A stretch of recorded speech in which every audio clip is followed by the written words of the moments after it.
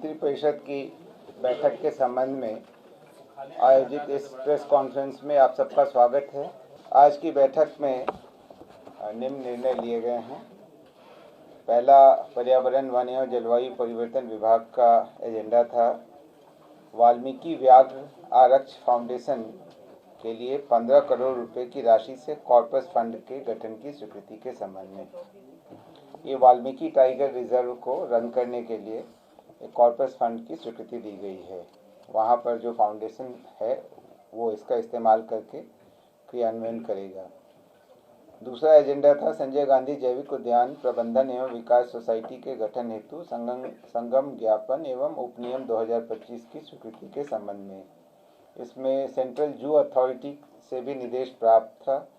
उसके आलोक में संजय गांधी जैविक उद्यान को एक सोसाइटी के रूप में गठित किया जा रहा है ताकि जो इसका रेगुलर अपकीप इत्यादि करेगी। अगला एजेंडा वित्त विभाग का था।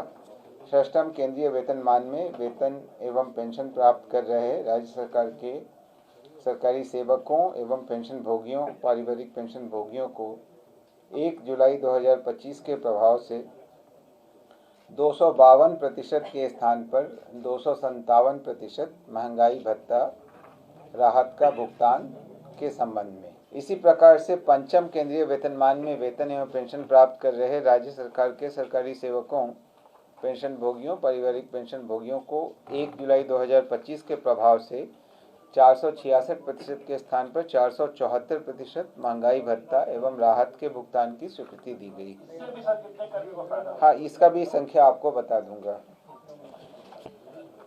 वित्त विभाग का ही अगला एजेंडा था जिसमें 11 अप्रैल 2023 के उपरांत 30 जून एवं 31 दिसंबर को सेवानिवृत्त होने वाले सरकारी सेवकों को मात्र पेंशन की गणना हेतु वैचारिक वेतन वृद्धि अनुमान्य की गई। इसका मतलब क्या हुआ सर? इसका मतलब ये हुआ कि जैसे मान लीजिए कि 1 जुलाई से वेतन वृद्धि मिलती और कोई 30 जून को रिटायर हो रहा हो तो उसको एक इंक्रीमेंट कम मिलेगा। लेकिन कुछ मामलों में सुप्रीम कोर्ट में यह निर्णय हुआ कि चूंकि वेतन वृद्धि पूरे साल के काम के बदले दी जाती है और जो रिटायर हो रहा है उसने पूरे साल काम किया ही है, इसलिए वैचारिक तौर पर यह मानते हुए कि उसको वेतन वृद्धि मिल गई, उनका पेंशन इत्यादि का उस हिसाब से निर्धारण किया जाएगा। उनको फायदा होगा सर? बिल्कुल, उनको फायदा होगा, पेंशन में फायदा होगा, वेतन में कोई फर्क नहीं पड़ेगा लेकिन पेंशन में फायदा होगा। अगला एजेंडा भी वित्त विभाग का था जिसमें national investment and infrastructure fund limited के माध्यम से राज्य की विभिन्न परियोजनाओं में सहायता प्रदान करने हेतु एक MOU पर हस्ताक्षर करने की स्वीकृति दी गई। National investment and infrastructure fund limited central government का PSU है जो अंतर्राष्ट्रीय और भारतीय निवेशकों के लिए इंफ्रास्ट्रक्चर निवेश फंड का प्रबंधन करती है। तो इनके माध्यम से राज्य के विभिन्न परियोजनाओं में सहायता प्रदान होगी और इसमें जो इनका कार्य क्षेत्र है कि क्या राजस्व मॉडल होगा, जैसे बिल्ड ऑपरेट ट्रांसफ़र इत्यादि ये सब, और किन किन क्षेत्रों में ये कार्य करेगी, जैसे रोड है, इंफ्रास्ट्रक्चर है, ये सब इत्यादि। अगला एजेंडा है national stock exchange of India limited Mumbai द्वारा बिहार के युवाओं के सशक्तिकरण एवं हुनर विकास हेतु विद्यार्थी कौशल कार्यक्रम संचालित करने के लिए MOU साइन करने की स्वीकृति दी गई। अगला एजेंडा मद्य निषेध उत्पाद एवं निबंधन विभाग का है जिसमें बिहार दस्तावेज लेखक अनुज्ञप्ति संशोधन नियमावली 2025 की स्वीकृति दी गई। पूर्व नियमावली में इसमें कई संशोधन किए गए हैं। समाज कल्याण विभाग का अगला एजेंडा है जिसमें मुख्यमंत्री भिक्षावृत्ति निवारण योजना अंतर्गत बिहार भिक्षावृत्ति निवारण नियमावली में कुछ संशोधन किए गए। सुप्रीम कोर्ट का आदेश था कि सांसर्गिक, कोढ़ी एवं पागल इत्यादि जैसे शब्दों का प्रयोग न किया जाए, तो उनके बदले दूसरे शब्दों को प्रतिस्थापित किया गया। नगर विकास एवं आवास विभाग का अगला एजेंडा था जिसमें नॉर्थ एवं साउथ विद्युत पावर डिस्ट्रीब्यूशन कंपनियों को विद्युत विपत्रों के भुगतान के लिए 400 करोड़ रुपए की सहायक अनुदान की स्वीकृति दी गई। अगला एजेंडा सामान्य प्रशासन विभाग का था, जिसके अंतर्गत श्री सुधीर कुमार जो बिहार प्रशासनिक सेवा के हैं, कोटि क्रमांक 478/2024, जो तत्कालीन जिला प्रबंधक थे राज्य खाद्य निगम रोहतास के, उनकी सेवा से बर्खास्तगी का निर्णय लिया गया। अगला एजेंडा है, आप लोगों ने कुछ दिनों पहले सुना होगा, सामान्य प्रशासन विभाग का ही अगला एजेंडा है। ऑपरेशन सिंदूर के दौरान शहीद बीएसएफ सब इंस्पेक्टर स्वर्गीय मोहम्मद इम्तियाज के आश्रित पुत्र श्री मोहम्मद इमदाद रजा की अनुकंपा के आधार पर नियुक्ति की गई थी।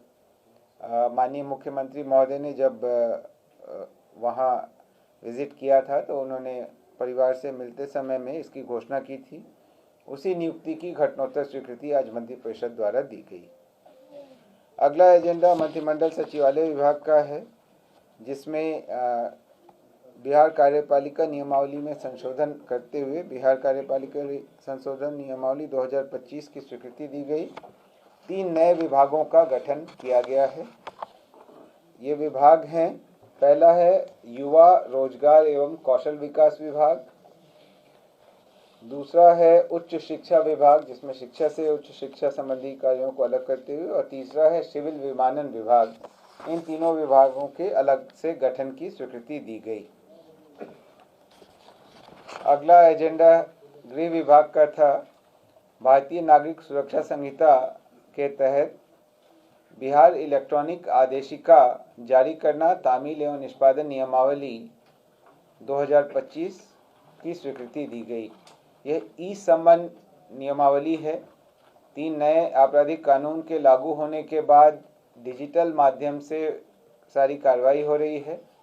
ICJS के तहत 4 नियमावलियां बनानी आवश्यक थी। बिहार में अब चारों नियमावलियों की स्वीकृति मंत्रिपरिषद से प्राप्त हो गई है।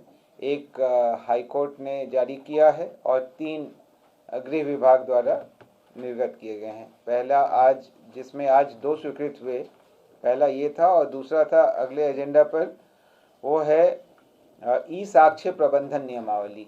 इस पर भी मंत्रिपरिषद की स्वीकृति आज प्राप्त हुई। अगला एजेंडा विज्ञान प्रौद्योगिकी और तकनीकी शिक्षा विभाग का था, जिसमें Bihar remote sensing application centre के जियो स्पेशियल सर्विसेज के उपयोग हेतु नीति बनाई गई। इस नीति 2025 पर स्वीकृति दी गई। आपदा प्रबंधन विभाग का अगला एजेंडा था, जिसमें राज्य के गया एवं मुंगेर जिला को नागरिक सुरक्षा जिला घोषित करने एवं उसमें नागरिक सुरक्षा जिला इकाइयों के लिए कुल 14 पदों के सृजन की स्वीकृति दी गई। उद्योग विभाग का अगला एजेंडा था, उद्योग विभाग बिहार पटना के अधीन तकनीकी विकास निदेशालय का नाम परिवर्तित कर सूक्ष्म लघु एवं मध्यम उद्यम निदेशालय करने की स्वीकृति दी गई। और आखिरी एजेंडा था खान एवं भूतत्व विभाग का, जिसमें खान एवं भूतत्व निदेशालय को 2 निदेशालयों, खान निदेशालय एवं अन्वेषण निदेशालय में पुनर्गठित किया गया। और खान निदेशालय के अंतर्गत 2 उप निदेशालय हैं, खनन उप निदेशालय तथा सुरक्षा उप निदेशालय।